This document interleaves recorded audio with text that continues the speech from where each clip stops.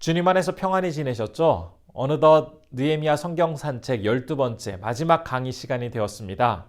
저는 개인적으로 이 느헤미야 강의를 준비하면서 우리 성도님들과 꼭 같이 나누고 싶었던 형태의 강의를 준비하였기에 매 강의마다 많은 것들을 배우고 참 흥미있게 강의를 준비할 수 있었습니다.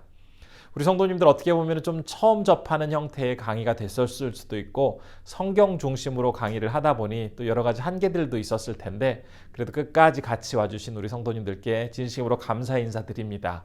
바라기는 조금이라도 우리 성도님들께 유익이 되는 그런 시간이 되었으면 하는 그런 진실한 마음을 가져봅니다. 이제 오늘은 이제 마지막 시간이라 우리가 전체적으로 이제 느헤미야를 마무리하는 그런 시간을 가질 텐데요. 우선 지난 시간에 배웠던 내용을 한번 다시 기억해 봤으면 좋겠습니다. 영광스럽고 거룩한 성벽 봉헌식을 앞두고 단지 레위인이나 제사장 같은 그런 지도자들만 정결하게 한 것이 아니라 모든 백성들이 정결에 참여하였고 심지어는 성벽까지도 성문까지도 정결하게 되어지는 그런 과정들을 보았습니다. 마침내 52일 만에 만들어진 그 성벽을 바라보면서 백성들은 기쁨으로 하나님 앞에 봉헌하였고 마음과 삶을 온전히 하나님 앞에 드리기로 헌신하였습니다. 그러나 느헤미야가 12년간의 이 총독 사역을 마치고 다시 바벨론으로 복귀하자 그가 떠난 지 얼마 되지 않아서 백성들의 마음이 무너지기 시작합니다. 그러나 참 다행인 것은 다시 1년 만에 이 예루살렘을 방문한 느헤미야는 흐트러진 백성들의 마음을 바로잡는 데 힘을 쓰게 되고 백성들의 그 흐트러진 상태 또한 다시 바르게 세워지는 모습을 보게 됩니다. 이 말씀을 통해 거룩한 은혜를 경험한 뒤에 찾아올 수 있는 여러 가지 유혹과 시험을 우리 특별히 조심해야 하고 항상 깨어서 주님께 영광 돌리는 그리스도인이 되어야 한다라는 이야기를 지난 시간에 나누었습니다. 느헤미야는 자신이 자리를 비운 지 1년 정도밖에 되지 않았는데 벌써 이스라엘 백성들이 넘어지는 사람들이 있음을 보고는 많이 마음이 상하였습니다. 그러나 그들의 그 잘못된 모습을 바라보면서 그냥 안타까워하고 속상해한 것만이 아니라 다시 그 잘못된 것을 바로잡기 위해서 열심히 수고하는 모습을 계속 보이고 있습니다. 아무리 성벽이 겉으로 보여지는 그 성벽이 재건되었다고 하더라도 마음이 든든히 서 있지 못하고 다시 무너지면 결국 아무것도 아닌 것을 알고 있었기 때문에 백성들의 마음을 다시 세우기 위해서 노력하고 있었습니다.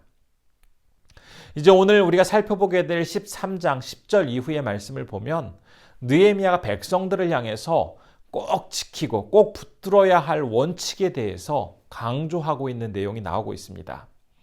그래서 이 시간은 먼저 말씀을 살펴보기에 앞서 원칙의 중요성에 대해서 관련된 이야기를 한번 나누어 보려고 합니다. 아마 우리 성도님들 중에서 아시는 분도 계실 텐데요. 1981년도에 개봉한 영화 중에 불의 전차라는 영화가 있습니다. 이 영화는 1982년도 제54회 아카데미 시상식에서 최우수 작품상을 수상할 만큼 아주 멋지고 훌륭한 작품입니다. 실화를 바탕으로 제작된 이 영화는 실존 인물인 에릭 리들에 관한 이야기입니다. 그는 원래 100m 육상 선수였는데요. 1924년에 열린 파리올림픽에 출전하여서 100m에 이제 도전을 해야 하는데 때마침 그 올림픽엔 주일에 예정되어 있었습니다. 에릭에게 주일은 예배와 휴식의 날이라는 분명한 원칙이 있었기 때문에 그는 어떠한 경우에도 이 원칙을 결코 허물거나 깬 적이 없었습니다.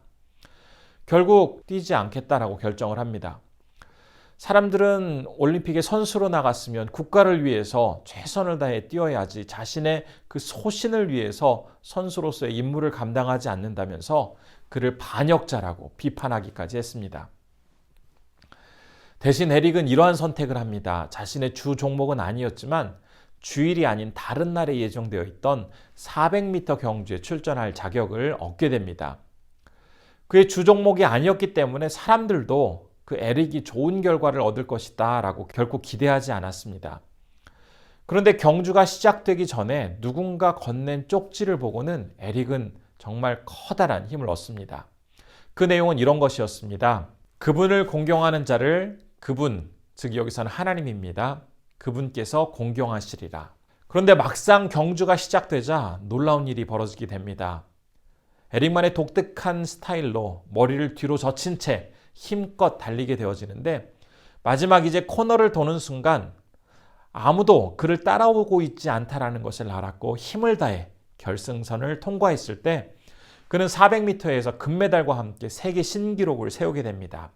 이 과정을 통해서 에릭과 영국 국민들은 하나님께서 이 에릭 리데를 얼마나 존귀하게 세워주고 계시는지를 모두 다 바라보면서 인정할 수가 있었습니다.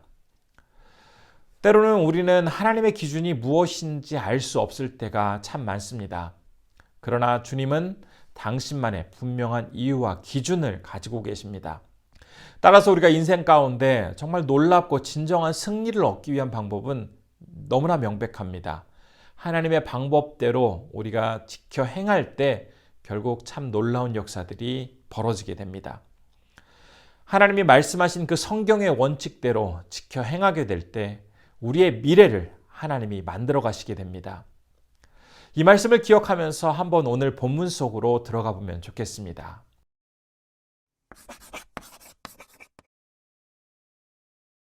그럼 첫 번째 문제 한번 살펴보도록 하겠습니다. 첫 번째 문제입니다. 자기 몫을 받지 못한 레위인들의 행동은 무엇이었으며 느헤미야는 어떻게 조치하고 있습니까? 13장 10절에서 11절의 말씀 제가 읽겠습니다.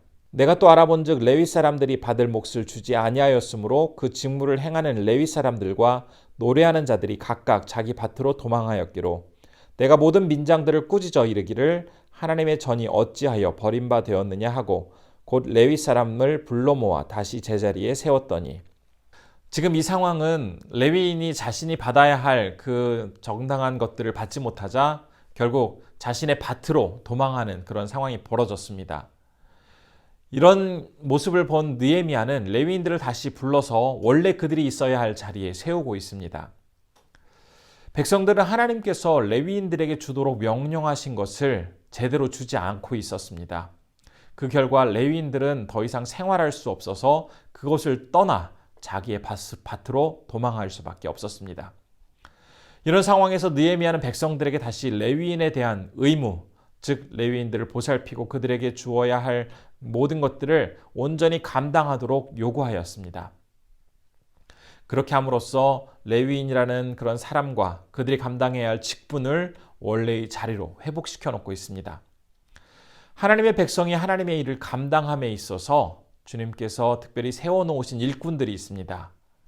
그들에 대한 존중하는 마음, 또한 우리가 그들에 대해서 해야 할 최선의 노력과 또한 기쁜 마음으로 섬기는 이 모습들, 이것은 하나님께서 우리에게 요구하시는 것들이기에 정말 성실히 감당해야 하겠습니다.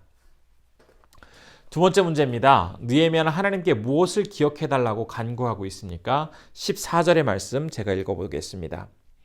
내 하나님이여 이 일로 말미암아 나를 기억하옵소서. 내 하나님의 전과 그 모든 직무를 위하여 내가 행한 선한 일을 도말하지 마옵소서. 느헤미야는 하나님의 전 그리고 자신이 행한 모든 일을 기억해달라고 말하고 있습니다. 특별히 자신이 성전을 위해서 힘쓴 많은 일들, 예배를 드릴 수 있도록 정성을 다해서 온몸을 바쳐서 일했던 모습들, 그것을 하나님이 기억해달라고 요청하고 있습니다. 자신이 얼마나 하나님 중심으로 살기 위해서 노력했는지 그의 간절함이 이 말씀 속에 잘 나타나 있습니다. 신실하게 맡겨진 일들을 잘 감당한 뒤에 하나님께서 자신의 열심과 그 소중한 마음을 잊지 말고 꼭 기억해달라고 요청하고 있는 이 느헤미야 마음이 얼마나 귀한지 다시 한번 말씀을 통해서 우리가 살펴볼 수가 있습니다. 우리 이 모습을 보면서 과연 내 자신이 주님 앞에 진실하게 나아가고 있는지, 하나님의 집을 위하여 하나님의 성전과 하나님의 교회를 위해서 정말 충실하게 살아가고 있는지, 하나님의 일을 위해서 최선의 노력을 다하고 있는지, 내가 감당해야 할 그 많은 임무 중에서 또한 주님 앞에 드려지는 여러 가지 예물과 헌금 이런 부분들을 성실히 감당하고 있는지, 진심으로 회개하고 주님과 화목하기 위해서 항상 노력하고 있는지, 이러한 것들을 다시 한번 되돌아보면서 나의 현재 모습을 점검해 보는 시간이 되어야 하겠습니다. 저는 오늘 이야기를 시작하면서 원칙을 지키기 위해서 노력했던 에릭 리들에 대한 이야기를 나누었습니다. 정말 인생을 자신이 하나님과의 세웠던 그 원칙을 위해서 최선을 다해서 나아갔던 그런 사람들이 있는 반면에 처음에는 어떤 원칙을 세워놓고 지키려고 하다가 나중에 상황이 그렇게 되지 않아서 점점 변해가는 그런 경우도 참 많이 있습니다. 미국의 유명한 목사님 중에서 척 스윈돌이라는 목사님이 있으십니다. 이 목사님께서 하셨던 이야기인데요. 미국 애틀랜타에 사는 철판구이를 좋아하는 한 사람이 그 전화번호 책을 쭉 넘겨보면서 어떤 철판구이 식당이 좋을까라고 검색하다가 좀 특이한 식당 이름을 발견하게 됩니다. 바로 하나님 철판의 교회. 너무 신기하죠? 너무 신기해서 이 사람이 식당에 전화를 걸어서 왜 식당의 이름이 이렇게 독특한지를 물었다고 합니다. 그러자 전화를 받은 점장이 이렇게 그 이유를 설명해 주었는데요. 원래 우리는 시내에 있던 작은 선교 교회였습니다. 매달 지불해야 하는 여러 가지 지출이 있었는데 조금이라도 이 지출에 도움이 될까 해서 주일 예배가 끝나고 나서 성도들이 모여서 치킨을 만들어서 판매하기 시작했습니다. 마을 사람들은 이 닭고기를 좋아했고 또 점차로 이 사업이 확장되었습니다. 그런데 나중에 이 사업이 너무나 잘 돼서 주문을 감당하기 위해서는 주일 예배를 일찍 끝내고 닭고기를 요리해야지만 겨우 감당할 수 있는 상황이 되었습니다. 주문은 계속 많아져서 사업은 번창해진 반면 예배가 너무나 어려워지는 그런 상황이 발생하자 결국 예배를 중단하기로 결정하고 대신 치킨만 판매하기로 결정하였다고 합니다.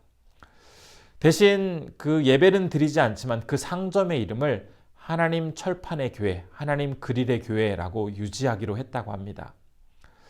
어떻게 보면 굉장히 서글픈 상황이지만 이런 상황들이 단순히 이 미국의 어떤 이 철판구이 전문점에서만 일어나는 것이 아니라 우리의 상황 속에서도 그리고 지금 오늘 본문의 말씀 속에서도 벌어지고 있음을 우리가 알 수가 있습니다. 특별히 지금 지도자들은 성벽 재건이 완료된 이후에 평안한 상태가 지속되자 자신들이 재정적인 안정과 평안을 위해서 안식일과 예배를 소홀히 여기는 모습들을 보여주고 있습니다. 하나님 앞에 나아가서 영적인 일에 힘쓰기보다는 세상적인 일에 점점 더 함몰되다 보니 결국 삶에 있어서 우선순위가 하나님이 아닌 자신의 삶 또 세상적인 것이 그 우위에 차지하게 되었습니다. 이제는 우리가 계속되어지는 말씀을 통해서 구체적으로 하나님의 일보다 세상적인 일을 더 열심히 하며 살아가는 사람들의 모습을 한번 보도록 하겠습니다.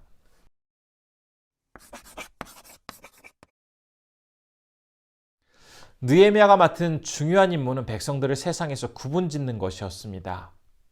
이 구별됨이라는 것은 신약 성경과 구약 성경에서 지속적으로 주님의 백성들이 지켜야 할 요소로 강조하고 있는 내용입니다. 자칫 이 구별됨이라는 단어를 단절이라고 잘못 이해해서 세상과 담을 쌓고 살려고 하는 사람들도 있는데요. 이 구별됨이라는 분명한 의미는 세상 속에서 살아가되 다른 사람들과 분명히 다른 모습으로 구별된 모습으로 살아가야 한다라고 강조하고 있는 내용입니다. 하나님은 당신의 백성들이 죄인으로부터 구별된 모습을 가지고 살아가라고 요구하고 계십니다. 지난 시간 성벽 봉헌식을 앞두고 지도자들, 백성, 성문, 성벽 이 많은 것들을 모두 정결하게 하는 모습을 보았습니다. 이 정결하게 유지되어지고 정결하게 살아가고 구별된 모습으로 살아가야 하는 것이 그리스도인 주님의 사람들임에도 불구하고 지금 이제 살펴보게 될 내용 속에는 이 구별됨의 모습이 점점 희석되고 또한 희미해지는 모습을 볼 수가 있습니다. 만일 우리가 마시기 위해서 어떤 컵에 물을 담아놓고 있는데 이 컵 위에 안타깝게도 오물이 떨어지게 됐다고 하면 그 물은 금방 오염되게 됩니다. 자칫 그 오염된 물을 마셨다가는 배탈이 날 수도 있고 어떤 어려움을 당할 수도 있습니다. 그런데 교회와 성도도 마찬가지입니다. 어떤 작은 죄라든지 대수롭지 않게 여겨지는 많은 그런 잘못된 일들을 우리 교회 안에, 성도들의 삶 안에, 또 개인 안에 이런 것들을 자꾸 조그만 것이더라도 받아들이게 되면 결국 이 잘못된 것이 우리 개인의 모습과 또 교회를 전체적으로 오염시키고 타락하게 만들어 버리기 때문에 주님의 몸된 교회와 성도들은 늘 거룩하고 구별된 모습으로 살아가기 위해 힘써야 하겠습니다. 그런데 지금 느헤미야는 백성들에게서 구별됨이 사라지고 세속적으로 변해가는 그러한 모습을 보고는 너무나 안타까워합니다. 특별히 이 백성들에게 있어서 하나님의 자녀로서, 하나님의 백성으로서 지켜야 할 원칙이 전혀 지켜지지 않고 허물어지는 그런 모습 속에서 크게 두 가지 요소를 지적하고 있습니다. 첫 번째로 그가 지적하는 것이 무엇인지 우리는 3번 질문을 통해서 확인해 볼 수가 있겠습니다. 3번 질문입니다. 이스라엘 백성들은 무엇을 지키지 않고 있었습니까? 3장 15절과 16절의 말씀입니다. 그때 내가 본즉 유다에서 어떤 사람이 안식일에 술틀을 밟고 곡식단을 나귀에 실어 운반하며 포도주와 포도와 무화과와 여러 가지 짐을 지고 안식일에 예루살렘에 들어와서 음식물을 팔기로 그날에 내가 경계하였고 또 두로 사람이 예루살렘에 살며 물고기와 각양 물건을 가져다가 안식일에 예루살렘에서도 유다 자손에게 팔기로. 그들에게 있어서 허물어진 첫 번째 원칙, 그것은 안식일을 지키는 것이었습니다. 그들은 느헤미야 10장 31절에서 안식일을 이제 하나님 앞에 잘 지키겠다라고 맹세한 적이 있었지만 막상 시간이 지나면서 그 약속을 지키지 않고 있습니다. 또한 예루살렘에 사는 이방인들의 수가 점점점 많아지면서 그 이방인들은 안식일을 지키지 않고 살아가기 때문에 유대인들 중에서도 이제 이 이방인들처럼 안식일을 지키지 않으려고 하는 사람들이 점점 증가하게 되었습니다. 그들이 안식일을 지키지 않았던 가장 커다란 이유는 나의 유익, 나의 욕망을 추구하기 위함이었습니다.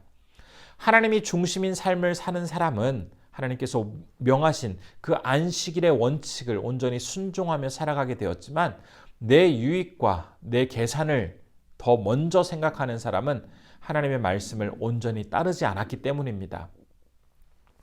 특별히 1년 만에 다시 예루살렘으로 돌아온 느헤미야는 안식일을 제대로 지키지 않는 귀족들, 지도자들, 그들의 모습들에 대해서 아주 단호하게 책망하고 꾸짖고 있습니다. 어떻게 꾸짖고 있는지 우리 4번 문제를 통해서 한번 보겠습니다. 4번입니다. 느헤미야는 유다의 귀족들에게 안식일을 범하는 것은 무엇과 같다고 책망하고 있습니까? 우리 18절의 말씀 한번 보겠습니다. 너희 조상들이 이같이 행하지 아니하였느냐? 그래서 우리 하나님이 이 모든 재앙을 우리와 이 성읍에 내리신 것이 아니냐?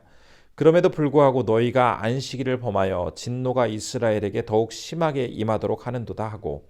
지금 느헤미야는 이스라엘의 많은 지도자들이 안식일을 제대로 지키지 않음으로써 그들에게 진노가 더욱더 심하게 임하고 있다라고 말하고 있습니다.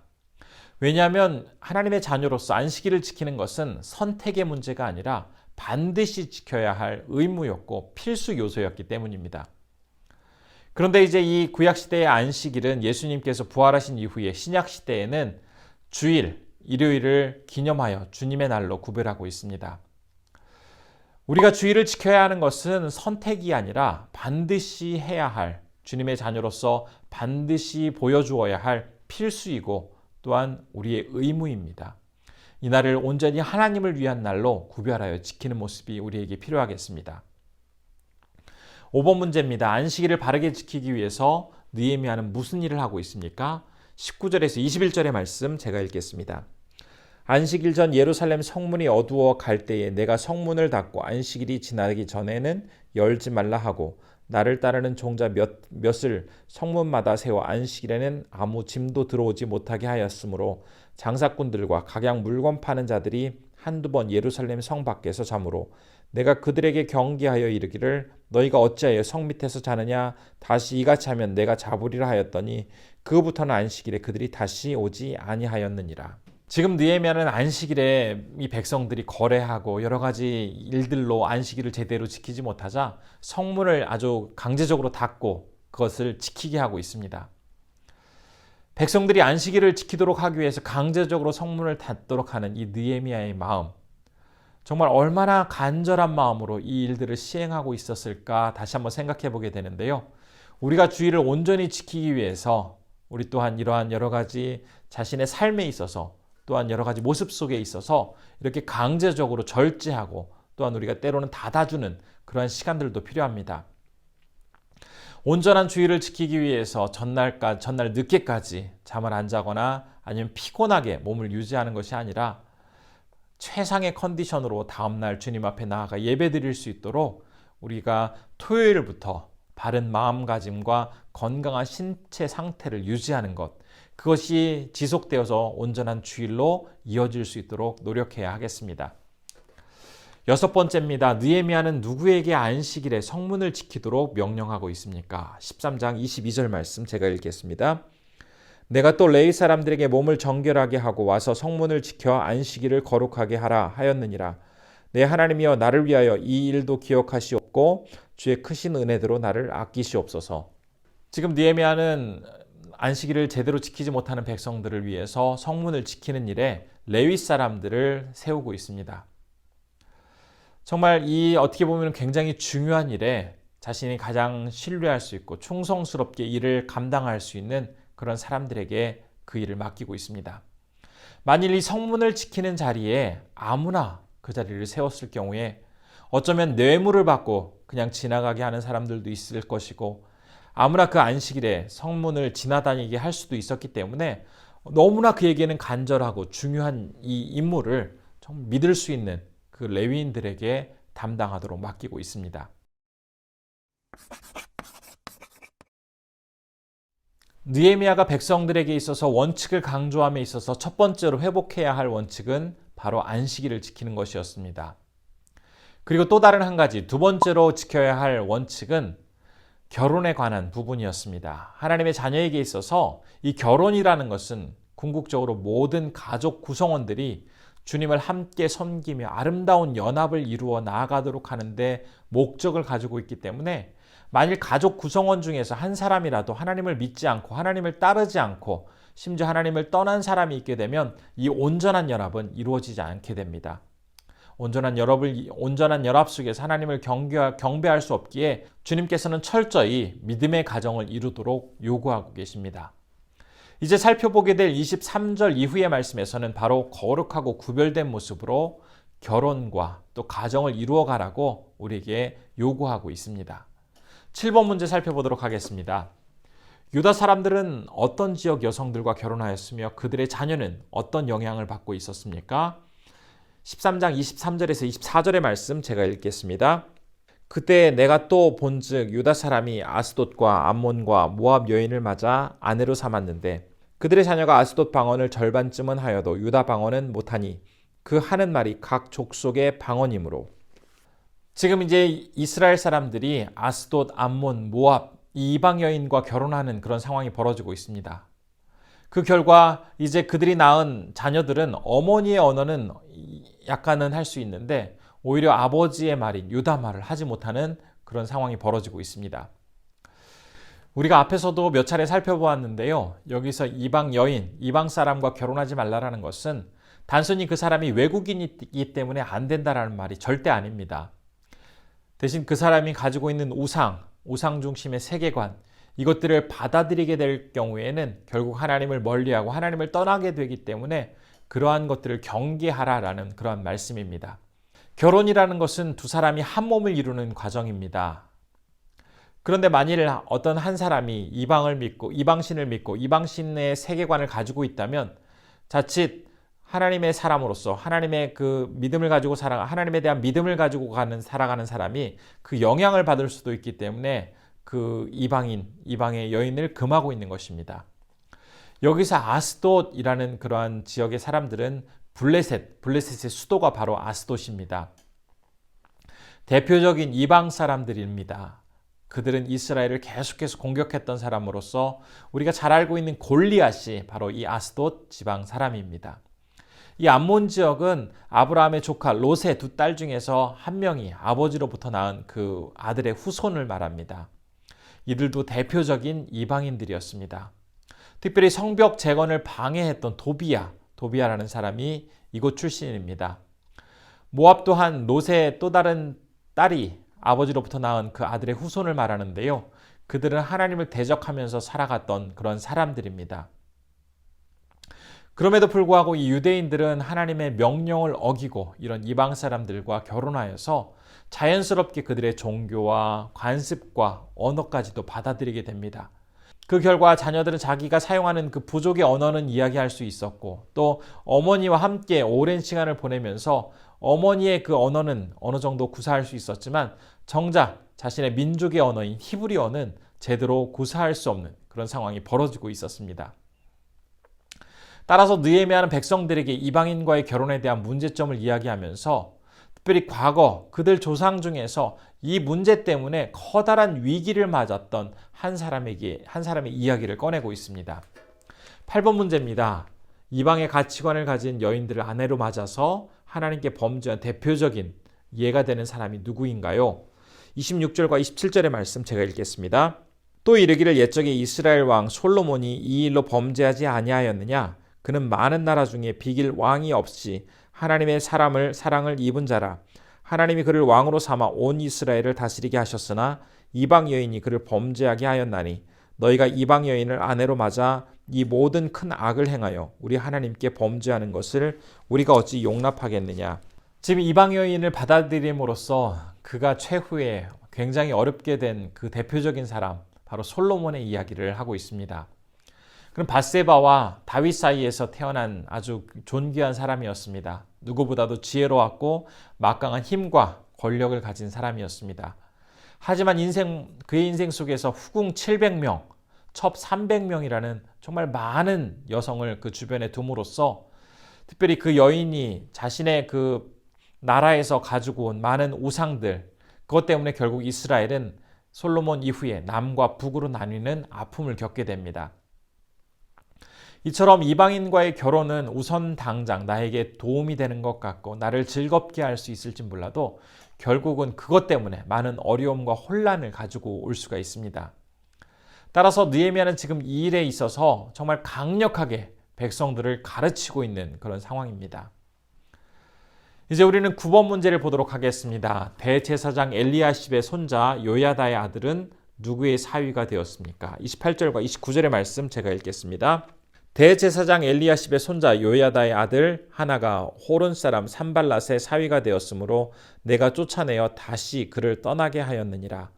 내 하나님이여 그들이 제사장의 직분을 더럽히고 제사장의 직분과 레위 사람에 대한 언약을 어겼사오니 그들을 기억하옵소서. 지금 이 말씀을 보면 호른 사람 산발랏의 사위가 되었다라고 말하고 있습니다. 우리가 10강에서 살펴보았는데요. 성벽 재건을 방해하고 느헤미야를 죽이려고 했던 사람이 바로 산발랏입니다. 이 산발랏은 대제사장 엘리야십의 증손자 중에서 한 명을 사위로 맞이하게 됩니다. 종교 지도자 가문이라고 하더라도 그가 바른 가치관을 가지고 있지 않았을 때 결국 그는 정말 타락한 모습을 보이게 됩니다. 우리는 이 말씀을 보면서 믿음의 가문일수록 이 신앙의 정통성을 유지하기 위해서 부단히 노력해야 함을 또한 깨닫게 됩니다. 10번 문제입니다. 느헤미야는 이스라엘 사람들에게 무엇을 바르게 세우기 위해서 힘쓰도록 요구하고 있습니까? 이것은 말씀에 어떻게 딱 나타난 것이 아니라 지금 쭉 살펴보면서 무엇을 바르게 세우기 위해서 느헤미야가 그토록 노력하고 있는가라는 것을 충분히 살펴볼 수가 있습니다. 바로 느헤미야는 가정을 바르게 세우기 위해서 정말 열심히 노력하고 있습니다. 가정이라는 것은 모든 사람에게 있어서 사회와 신앙의 출발점이라고 이야기할 수가 있겠습니다. 가정이 바르게 세워져 있을 때 개인의 사회적인 역할 그리고 믿음 이것이 바르게 세워질 수가 있습니다. 그 무엇보다도 바르게 가정이 세워져 있을 때 올바른 신앙인이 될 수가 있습니다. 따라서 느헤미야는 그토록 가정을 바르게 세우기 위해서 이렇게 힘을 쓰고 있습니다. 우리는 이 말씀을 통해서 느헤미야가 바르게 세우려고 했던 이 안식일에 대한 부분, 결혼에 대한 부분을 보면서 원칙이 바르게 설 때에 그 신앙생활에 있어서 바른 원칙 속에서 정말 바른 그리스도인이 될 수 있음을 다시 한번 알 수 있게 되었습니다. 우리는 지난 12주 동안 느헤미야 말씀을 살펴보았습니다. 무너지고 황폐하고 또한 변해버린 예루살렘 성벽이었습니다. 그러나 놀랍게 느헤미야의 주도로 이 성벽은 아주 달라진 모습을 52일 만에 보이게 되었습니다. 단순히 외적인 어떤 성벽 모습만 바뀐 것이 아니었습니다. 백성들의 영적인 모습 또한 부흥과 각성을 통해서 새롭게 되었습니다. 이를 위해서 학사 에스라가 느헤미야와 함께 많이 수고했습니다. 우리는 이제 이 다시 재건되어지는 이스라엘 백성들의 모습을 보면서 과연 내 모습 속에서 무너져 내린 많은 부분들이 지금 잘 재건되어 있는지, 무엇을 다시 올바로 세워야 하는지를 점검해 보았으면 좋겠습니다. 물질이라든지 관계, 시간, 직장, 많은 삶의 영역이 건강하게 잘 세워져 있습니까? 기도 생활, 신앙, 섬김, 예배, 말씀 묵상과 같은 이러한 영적인 영역은 얼마나 굳건하게 잘 세워져 있으십니까? 바라기는 2021년도를 보내고 2022년도를 맞이하는 이 시기에 우리 성도님들의 삶 속에서 느헤미야의 말씀처럼 삶과 신앙이 모두 튼튼하고 아름답게 세워질 수 있는 그런 귀한 시간이 되었으면 좋겠습니다. 그렇게 됨으로써 주님께 영광 돌리시는 우리 귀한 성도님들 되시기를 진심으로 축원합니다. 감사합니다.